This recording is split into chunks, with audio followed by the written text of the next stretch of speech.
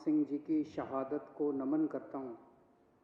आज के इस खुदगर्ज दौर के अंदर भी ऐसे ऐसे लोग हैं जो दूसरों के लिए, समाज के लिए, देश के लिए, किसानों के लिए, उनके मन में इतनी पीड़ा है कि वो इतनी बड़ी सुप्रीम सैक्रिफाइस कर सकते हैं। जो पत्र लिखकर वो शहीद हुए, उस पत्र में उनका दर्द था कि मुझसे किसानों का दर्द देखा नहीं जा रहा। वो रोज़ सिंघू बॉर्डर पे आया करते थे, किसानों के लिए जैकेट, कंबल रोज़ लेके आया करते थे, और जब किसानों की वो पीड़ा उनके लिए असहाय हो गई तो उन्होंने ये शहादत दे दी। अभी तक 20 से ज़्यादा किसान इस आंदोलन में शहीद हो चुके हैं। इस आंदोलन को भी 20 दिन हुए हैं, तो लगभग रोज एक किसान इस आंदोलन में शहीद हो रहा है। मैं केंद्र सरकार से पूछना चाहता हूं कि और कितनी शहादत और कितनी जान आप लोग लोगे उसके पहले कि आप इस देश के किसानों की बात सुनोगे। अध्यक्ष महोदय, अंग्रेजों के समय एक ऐसा ही आंदोलन हुआ था 1907 में। उस आंदोलन का नाम था पगड़ी संभाल जट्टा। पंजाब में आंदोलन हुआ था, बिल्कुल हूबहू ऐसा ही आंदोलन। वो आंदोलन भी 3 कानूनों के खिलाफ था। अंग्रेजों ने 3 कानून पास किए थे, Bari Doab act, Punjab land colonisation act, Punjab land alienation act. और पंजाब के किसानों ने इसके खिलाफ आंदोलन किया था। इतनी संख्या में लोग इकट्ठे हुए थे। 9 महीने तक ये आंदोलन चला था अंग्रेजों के खिलाफ। तो एक तो ये केंद्र सरकार ये ना समझ ले कि ये किसान आसानी से जाने वाले हैं। उस आंदोलन की लीडरशिप की थी भगत सिंह के पिताजी ने, किशोरी सिंह जी ने, और भगत सिंह के चाचा ने, अजीत सिंह जी ने। उन दोनों ने मिलकर एक भारत माता निर्माण सोसाइटी बनाई थी। उस सोसाइटी की लीडरशिप के अंदर वो आंदोलन हुआ था इन 3 कानूनों को खारिज करवाने के लिए। उस वक्त भी अंग्रेज सरकार ने कहा था थोड़े अमेंडमेंट कर देते हैं। कई राउंड्स ऑफ डिस्कशन हुए थे। अंग्रेज सरकार ने कहा कि इसमें थोड़े बदलाव कर देते हैं, लेकिन किसान डटे हुए थे कि हमें 3 कानून वापस करवाने हैं, और अंत में अंग्रेजों ने 3 कानून वापस लिए थे। मैं सोच रहा था कि भगत सिंह ने क्या इसी बात के लिए कुर्बानी दी थी कि जब देश आज़ाद होगा तो अपनी सरकारों के खिलाफ भी इसी किस्म से आंदोलन करने पड़ेंगे। आज़ाद भारत के अंदर भी इतने लोगों को अपनी जान कुर्बान करनी पड़ेगी। आज कितने किसान हमारे सिंघू बॉर्डर के ऊपर सुप्रीम सैक्रिफाइस दे रहे हैं। एक एक किसान भगत सिंह बन के वहां पे बैठा हुआ है। केंद्र सरकार कह रही है कि किसानों को कानूनों का फायदा समझ नहीं आता। तो केंद्र सरकार ने अपने सारे बड़े दिग्गज नेता, जितने बड़े बड़े इनके नेता हैं, उनको उतारा है कि समझाओ, और वो समझा रहे हैं। आज योगी आदित्यनाथ जी, जो भारतीय जनता पार्टी के बहुत बड़े नेता हैं, उत्तर प्रदेश के मुख्यमंत्री हैं, वो टीवी में आ रहा था, शायद बरेली में 20,000 किसानों की रैली उन्होंने की। उनको कहा गया भाई इन 3 बिलों के फायदे समझाओ, तो फायदे समझाने लगे वो। मैं सुन रहा था उनका भाषण। तुम्हारी जमीन नहीं जाएगी, ये फायदा है क्या?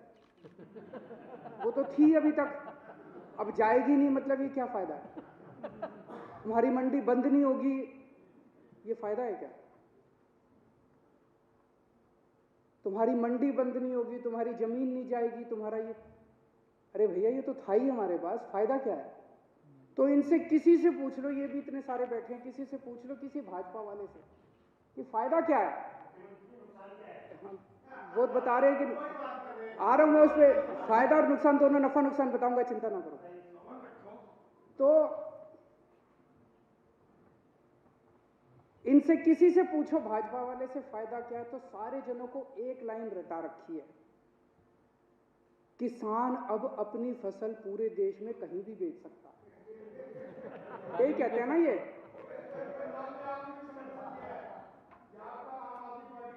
तो एक मिनट मेरे को बोलने दीजिए। मैंने आप लोगों जब बोल रहे थे मैं चुपचाप सुन रहा था। मैं आज धान का एमएसपी 1868 है। उत्तर प्रदेश और बिहार में ये 900,000 रुपए में बिक रहा है। मेरे को बता दो कि पूरे देश में मेरा बिहार और उत्तर प्रदेश का किसान कहां ये फसल बेच के आए कि इसको एमएसपी से ज्यादा दाम मिल जाए। हवा में बात करने से क्या फायदा है? कहीं भी बेच लो, कहीं भी बेच लो। अरे कहां बेच लें, बताओ तो सही। अब हमारे देश का किसान पूरे देश में कहीं भी बेच सकता है। वो देश का किसान कहीं भी नहीं बेचेगा। उनको भी पता है कि कौन बेचेगा। उनसे पंजाब में खरीदेगा, उत्तर प्रदेश में उनसे 800 रुपए में बेच के वही बड़े बड़े पूंजीपति इतनी महंगाई कर देंगे कि वो पूरे देश के अंदर इसको महंगा बेचेंगे। ये किसानों के बेचने के लिए कानून नहीं बनाया गया। तो कहा जा रहा है कि किसानों को भ्रमित किया जा रहा है। किसानों को भ्रमित नहीं किया जा रहा, भाजपाइयों को भ्रमित किया जा रहा है। सारे भाजपाइयों को अफीम खिला दी है और अफीम खिला के कह दिया ये रट के बस यही बोलो। मैंने आज पूरा भाषण सुना योगी आदित्यनाथ जी का, उनको भी नहीं पता इसका क्या फायदा। वो पूरे भाषण में वो भाषण था इसी बात के लिए कि किसानों को बताना है कि इसका क्या फायदा है। आज सुप्रीम कोर्ट में केस था, कल भी था। हमारे वकील ने सुप्रीम कोर्ट में खड़े होकर कहा कि किसानों की मांगे जायज हैं, किसानों की मांगे मानी जानी चाहिए। केस इसलिए था कि दिल्ली के बॉर्डर के ऊपर किसान बैठे हैं, इसलिए ट्रैफिक की दिक्कत हो रही है। हमारे वकील ने खड़े होकर कहा जी इसके लिए केंद्र सरकार जिम्मेदार है। आज अगर अभी केंद्र सरकार 1 घंटे में इनकी मांग मान ले, धरना उठ जाएगा। धरना क्यों नहीं उठ रहा? धरना इसलिए नहीं उठ रहा केंद्र सरकार नहीं करने दे रही। तो केंद्र सरकार का वकील बोलता है कि ये दिल्ली सरकार का वकील तो किसानों का वकील बन के बना हुआ है। मैं केंद्र सरकार वाले को कहना चाहता हूं, तुम भी किसानों के वकील बनो, तुम भी किसानों का काम किसके लिए करो। किसान इस देश का निर्माता है और अगर किसानों की वकालत नहीं करोगे तो किसकी वकालत करोगे? दलालों की वकालत करोगे। कई लोग मुद्दा उठा रहे थे कि कोरोना काल में ऑर्डिनेंस क्यों पास किया गया, ऐसी क्या जल्दबाजी थी। अभी यह कानून शायद 70 साल के भारत के इतिहास में पहली बार हुआ होगा कि राज्यसभा के अंदर बिना वोटिंग के वहां पे राज्यसभा अध्यक्ष ने पास करके पास कर दिया, जबकि पूरा हाउस चिल्ला रहा था। जैसे आप यहां बैठे हैं, कई बार हाउस चिल्लाता है, आपने तो कभी बिना वोटिंग के कोई कानून पास नहीं किया। अगर हाउस चिल्लाता है आप 10 मिनट के लिए एडजर्न कर देते हो, फिर दोबारा बैठते हैं, फिर हाउस ऑर्डर में आ जाता है, फिर वोटिंग कराते हैं। पहली बार ऐसा हो रहा है कि बिना वोटिंग के अंदर 3 कानून बस पास कर दिए अध्यक्ष ने और पास हो गए, कोई वोटिंग नहीं कराई गई इसको। ऐसी क्या आफत थी कि ये कानून पास कर दिए गए। पिछले 6-7 साल से आप लोग देख रहे हो कि भारतीय जनता पार्टी ने चुनावों को कितना महंगा कर दिया।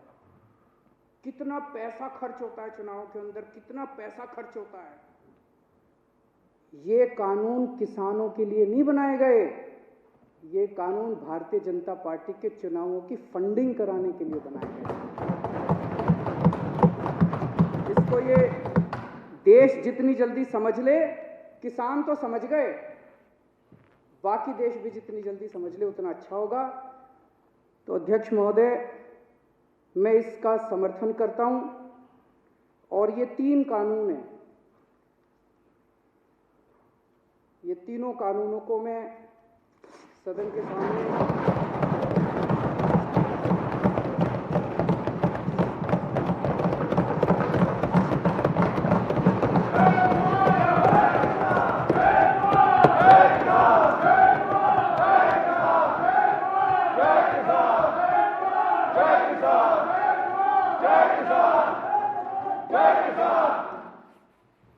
दोनों कानूनों को फाड़ते हुए मुझे बेहद दर्द हो रहा है। मेरा बिल्कुल मकसद नहीं था इसे फाड़ने का, लेकिन आज जब मेरे देश का किसान सड़कों के ऊपर 2 डिग्री टेम्परेचर के अंदर सड़कों पे सो रहा है और वो तकलीफ में है, तो मैं अपने देश के किसान और अपने देश के जवान के साथ गद्दारी नहीं कर सकता। मैं भी पहले इस देश का नागरिक हूँ, मुख्यमंत्री बाद में हूँ।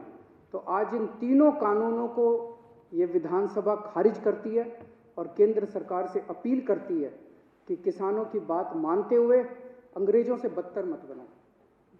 अंग्रेजों ने 9 महीने में कानून वापस ले लिए थे, आप कम से कम आज़ादी की इतनी तो इज्जत रख लो कि 20 दिन के बाद अब इन कानूनों को वापस ले लो।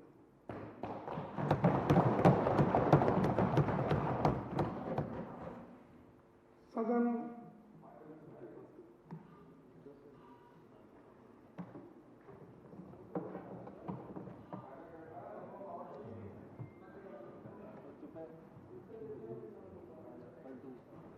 अब श्री कैलाश गहलोत माननीय राजस्व मंत्री द्वारा नियम 90 के तहत प्रस्तुत संकल्प सदन के सामने है। जो इसके पक्ष में वे हाँ कहें, जो इसके विरोध में वे ना कहें। हाँ पर जीता, संकल्प स्वीकार हुआ।